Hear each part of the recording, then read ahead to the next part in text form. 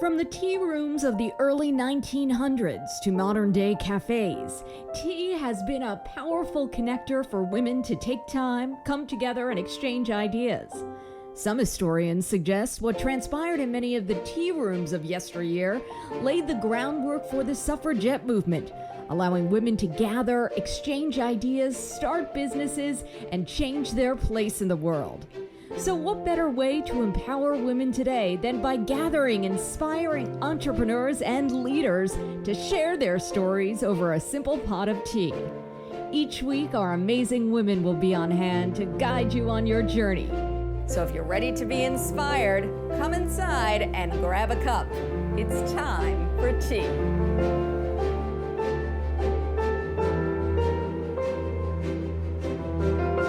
Women are launching businesses at rates never seen before in history. However, not all businesses are created equal. On average, men's businesses are much larger and they receive much more funding. To take a look at this issue, joining me this week is Grace Hightower, founder of Grace Hightower Coffees of Rwanda, which helps support the coffee farmers of Rwanda, and of course, wife of legendary actor Robert De Niro, and Gloria Feldt, co-founder and president of Take the Lead, the new women's leadership movement to prepare, develop, and inspire women to take leadership positions by 2025. Thank you so much, ladies, for joining me. Well, first and foremost, I just want to get your backstory. I want to know who you are. So, Grace, let's begin with you. Tell me a little bit about your company. Okay, I created Grace Hightower Coffees of Rwanda approximately 3.5 years ago. And the reason that I started it was almost accidental. I heard President Kagame of Rwanda speak at a small gathering, and he expressed that his people and his country wanted trade, not aid. And I thought that that was just very impressive, because for a third world country, usually you are hearing so much about third world countries waiting for funding and waiting for philanthropic business or gifts. I spoke with him a little bit afterwards and went a little bit deeper into the vision of the people of the country,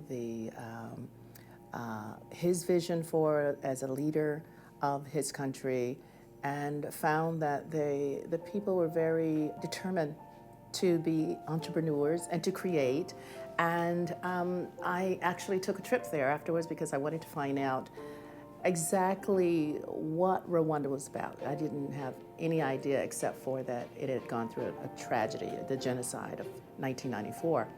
And to hear a leader of such a tragic country speak so positively and encouraging and inspiring, I had to go there myself. And when I went, met some of the farmers, coffee being one of the big resources, I decided to go that route. But before I started the company, I wanted to see exactly what the people were like, actually what was going on. I can be quite cynical when it comes to politicians and leaders of countries. And I arrived in Rwanda, and it just inspired me. Why did you think business? I want to start a business. Well, because he had already inspired me with the phrase trade, not aid. And my own philosophy is helping a person learn a trade or helping a person create for themselves is actually the gift. Philanthropic, for me, means giving that person an opportunity to rise to his or her potential. And that to me is a gift to me. So trade leaves people with their integrity, business leaves people with their integrity. It creates even more entrepreneurship because a person then feels that they have the power within themselves to create beyond what may have been set as a limit for them by conscious society. And Gloria, Grace is such a great example of an entrepreneur. Why are women grasping onto entrepreneurship? The story that Grace has just told is so classically how women get involved in leadership in general. Whether it's entrepreneurship, whether they decide to move up in the corporate world, or whether they decide to go for politics, women are less inclined to want power for its own sake. And one of the things that I do with Take the Lead is to teach women the value of embracing the power they already have. And that's what we want to know. If you want to know why women are not at the level that men are in terms of leadership, in terms of entrepreneurship, it has to do with this combination of not always valuing ourselves as highly, not having the same level of intention, not having, therefore, the same level of vision. But what we do have is, and also I should say, not necessarily having the same immediate connections to financial resources. But all of those things you can overcome if you have a passion and if you have a purpose, like Grace has just described. And when women have that passion and purpose, they tend to think bigger, and almost nothing will stop them. Power unused is power useless. Help us get the word out. Let's all raise our voices together for women's leadership parity. We're going to get there. There are plenty of biases left in the system. Women are less likely to be seen as people that those with the VC funding or whatever capital funding want to invest their money in. Women in general have not gotten to the place where they think as big and are willing to take the size risks, make the size asks. We have a lot of changing of our culture to do, both ourselves as women and what the culture thinks about women and our capabilities. When we get there, we'll get to equal, and I think that's going to happen in the next 10 years. I would love for you to discuss your background a little bit. Yes, the truth is I didn't start from a position of power or privilege at all. I grew up in rural West Texas, where at a time and a place where girls weren't given much encouragement to have careers, if at all. If you went to college, it was to get your MRS. And I married my high school sweetheart. I had 3 children by the time I was 20. And at that moment, probably I felt the most powerless I had ever felt in my life, because I realized, oh my goodness, if I had to support these children, I had no employable skills. What would I do? So I started at college when my youngest was 4 months old. And it took 12 years for me to finish with 3 little babies and the lack of a senior level college where I was living at the time. That turned out to be a good thing because it gave me time to get involved in community service activities, and I got involved in the civil rights movement where I was very inspired, and there came my second epiphany, which was, wait a minute, if there are civil rights, then women must have them too. So it was at that point that I decided I would devote myself to the advancement of women. When I was a kid, the boys were the actors, the girls were the scenery, and the help wanted ads were segregated by help wanted male and help wanted female. Then second wave feminism came in and smashed doors open and changed laws. But the problem is we didn't change the power paradigm while we were at it. And very often, the first women in thought we had to be like men in order to succeed. Well, now we know what the world is really crying out for is the kind of leadership that women bring to it. The thing that was still holding women back was this combination of internal barriers, and with the internal barriers not being able to surmount the external barriers. So I realized that women's economic power is the next big wave, and that's why we call it the New Women's Movement, because we need to meld all these different things that women need to be able to actually succeed and achieve their fair and equal share of every table of life. Coming up next, we'll take a look at how women can launch bigger and better businesses, grab more economic power, and take their seat at the table. That's coming up next.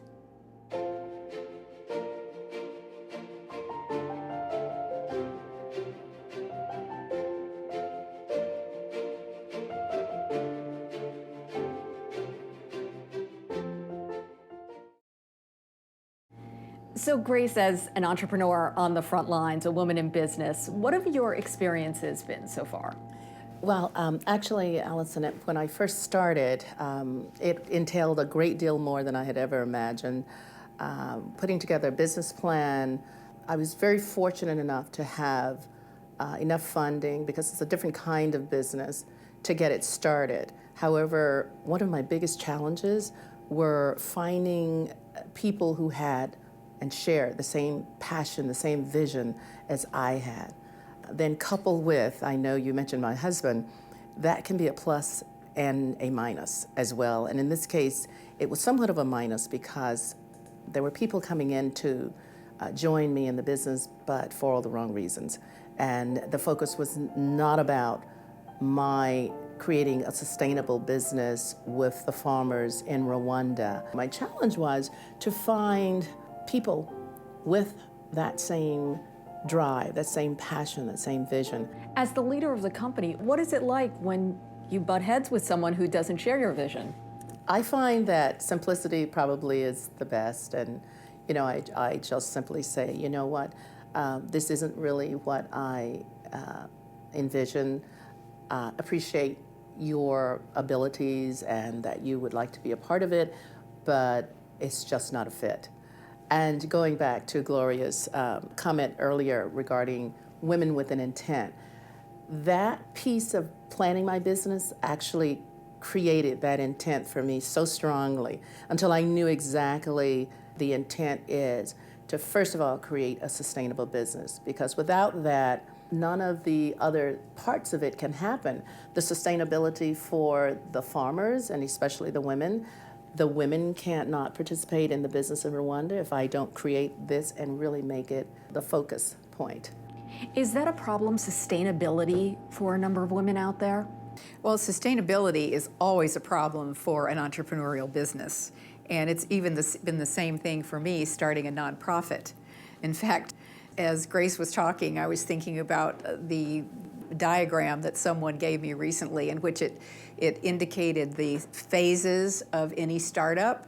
And there's something in the middle called the trough of sorrow. Oh, I'm certain I experienced that. I think yes. I can tell you that Take the Lead started out on such a high, and it was clearly an idea whose time had come. We had an amazing launch event at the beginning of 2014. We packed a 3,000-seat auditorium. We had 500,000 people from 48 countries watching it on live stream. We were rocking and rolling. And then that was over. Because we're going to do this all together. It then takes the slogging hard work day by day by day. So there is intention and then there is persistence. And that persistence is extremely important. And I think that we are also at that point now where we're beginning to have opportunities to train corporate groups. We're doing a train the trainer. I have figured out how to clone myself. I'm training other people to do what I do. And we're on the verge of doing a really interesting program for nonprofit women emerging leaders. So but you have to take it a piece at a time, and you make your plan, but most of the time, your plan doesn't exactly work out like you anticipate. If you keep that intention, if you keep that persistence, and you know what your purpose is, you'll get someplace really good. What do you find it's like on the ground when you speak with the women in Rwanda who are helping out with the business? Number one, there are more and more women in Rwanda in the coffee business now on the business side than there was 3.5 years ago. They are really encouraged and very enthusiastic about building the business even stronger. They're very enthusiastic about growing quality products. And so these women have gotten involved, and they are very enthusiastic. And you were saying that sometimes you know that you can depend on women, so the jobs are getting done. They're getting done. They're getting done. And you know what? It speaks in the products. I import the green coffee here, roast it, package it, sometimes wholesale it, and the feedback is incredible. So that speaks volumes for those women and men who are the small farmers of Rwanda. Women get together, we talk, right? We love to talk. But when we talk, things come out that are important. You collaborate, you elaborate on certain issues, and these topics of abuse, violence, or not being able to communicate it with your spouse, or your child is giving you a hard time. What these women have found is that while they have been working together, they have been able to resolve some of these issues. and then they have taken them broader into the community. And the community has been able to really work with these issues as well, and it has helped a great deal. Coming up next, we'll take a look at the resources that exist for women and how you too can launch your dream business.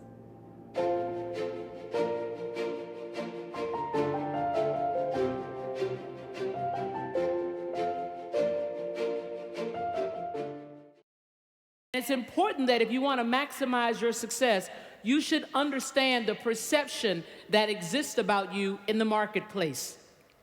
What lens are they looking through when they are looking at you?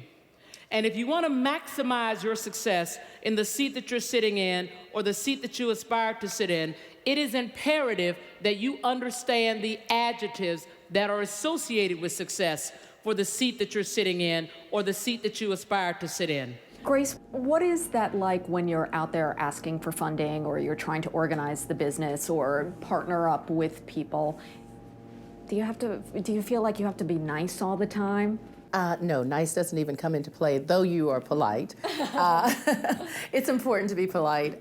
Nice, it's really a mindset of this is business. And as Gloria has said, you first need to value who you are, what you have, what you can offer in this arena. For example, in the coffee world, I realized that I can bring a certain awareness of the product. I know that I have that platform. I also know that I have integrity whereby I really want to create and bring to the public in the West the most pure quality product.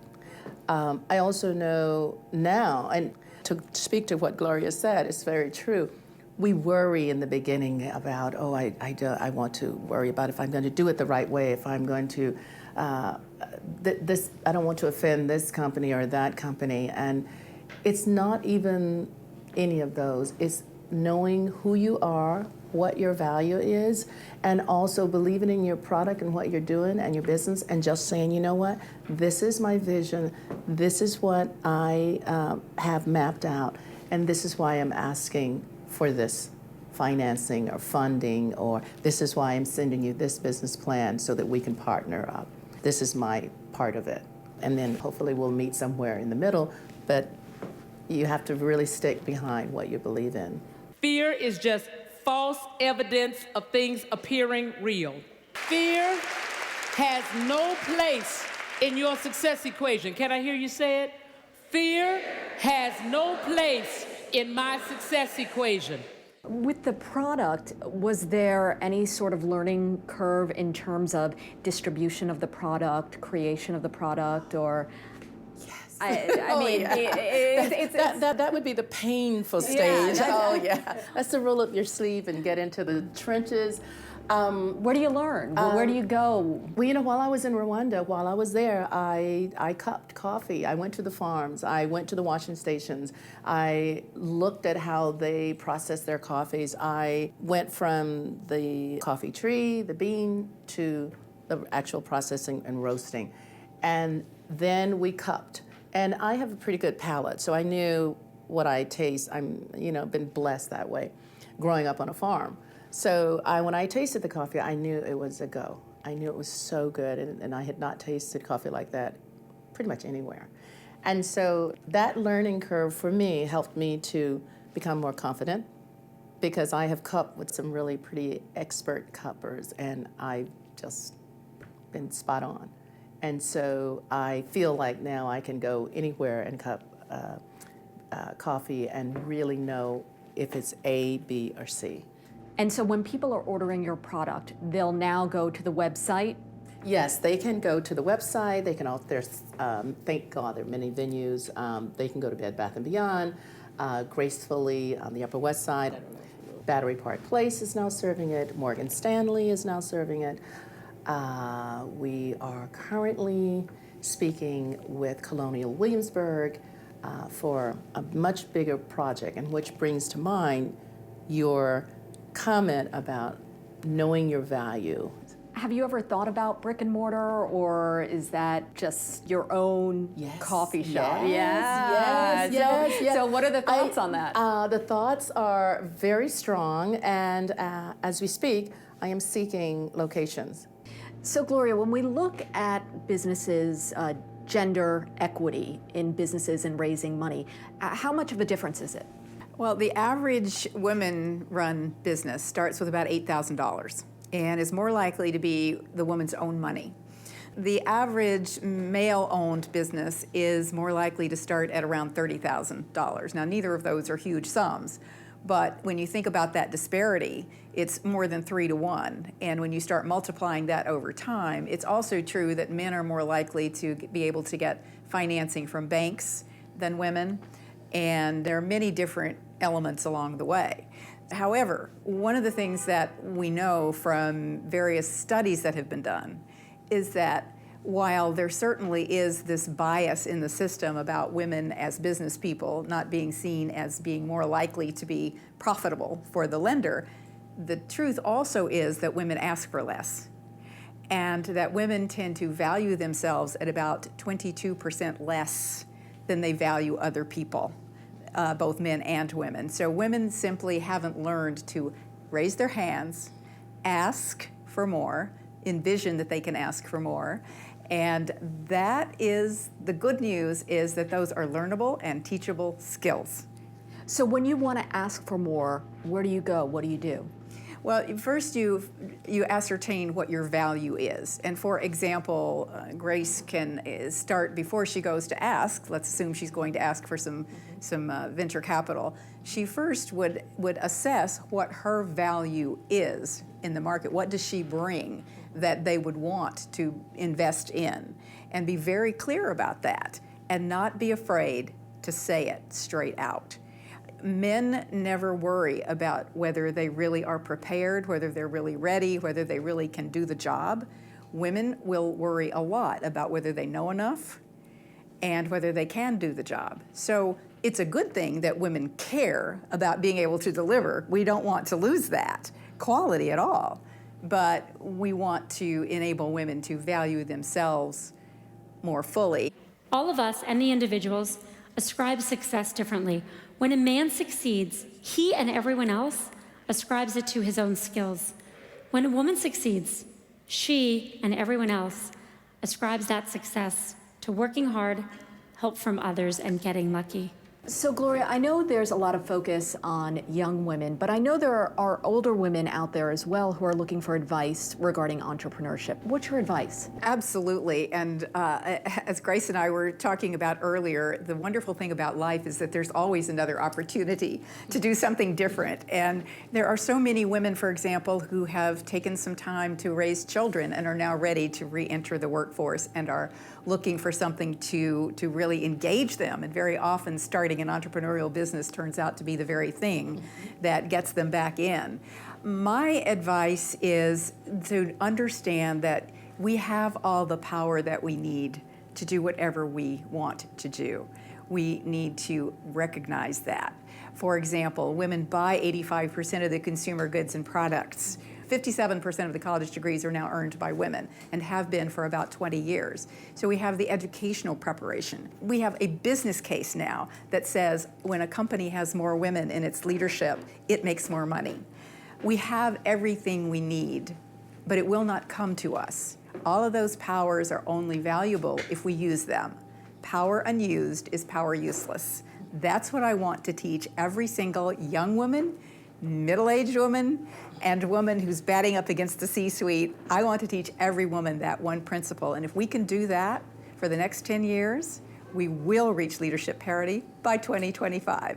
And Grace, your thoughts? I agree. I feel that every woman has within them the power to do that which they have, and women are very passionate. So they already have a start, with that passion and the education. I feel that any woman, whether they're young, middle-aged, older, I think there are no limitations for women. I feel that once they put their minds to it, it's a win-win all. Sure, you're going to run into some obstacles, but I think we have multitasked for many centuries, so we can do this. And I really feel that the one last thing I would say to all women is that know your power within, because it is really powerful. Know that, own it, value it, and appreciate it, and think about it every single day. Every single day, wake up and say, I own the power that is within me. Well, next time we'll have to have a cup of coffee. You'll have to bring your coffee. I was going to mention that. Thank you, Grace. Thank you, Gloria. Thank you, It's been an Allison. Thank absolute pleasure to have you here today, and best of luck in the future. Thank you so much. My pleasure. Thank you. Pleasure. Expect to win.